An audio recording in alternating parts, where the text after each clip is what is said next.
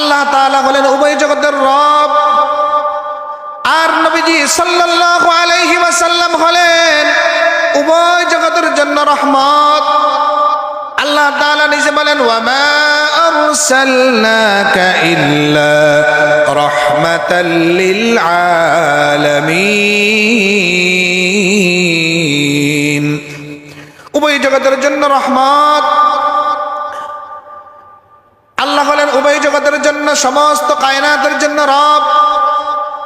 কেমন রহমতের নবী আমরা পাইলাম!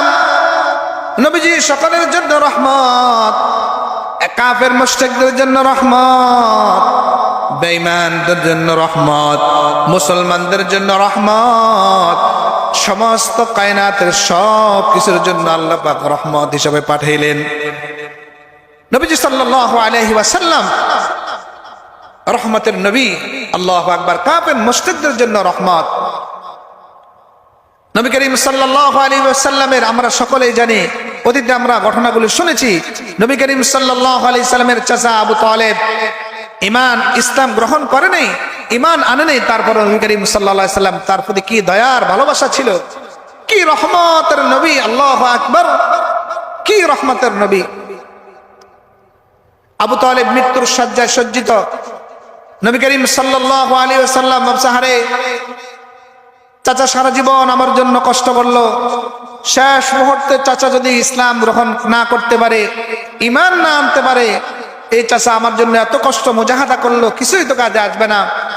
নবী করিম সাল্লাল্লাহু আলাইহি ওয়াসাল্লাম আবু তালেবের কাছে গিয়ে বলল, চাচা একবার শুধু বলেন লা ইলাহা ইল্লাল্লাহু মুহাম্মাদুর রাসূলুল্লাহ।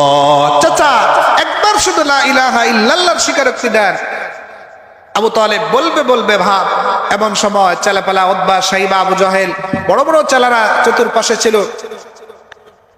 নবী করিম সাল্লাল্লাহু আলাইহি সাল্লাম দাওয়াত দেওয়ার পরে চাচার কথা, চাচা ভাতিজার কথা শোনার পরে আবু তালেব বলবে ভাব। এমন সময় বড় বড় লিডাররা বলছে, আবু তালেব শেষ মুহূর্তে ভাতিজার ধর্ম তুমি গ্রহণ করলে, যদি গ্রহণ করো সারা জীবন তোমাকে মানুষ পস্তাবে। ওই সময় আবু তালেব কথাগুলো বলছিল, ওই কথাগুলো কিতাবের মধ্যে আসছে।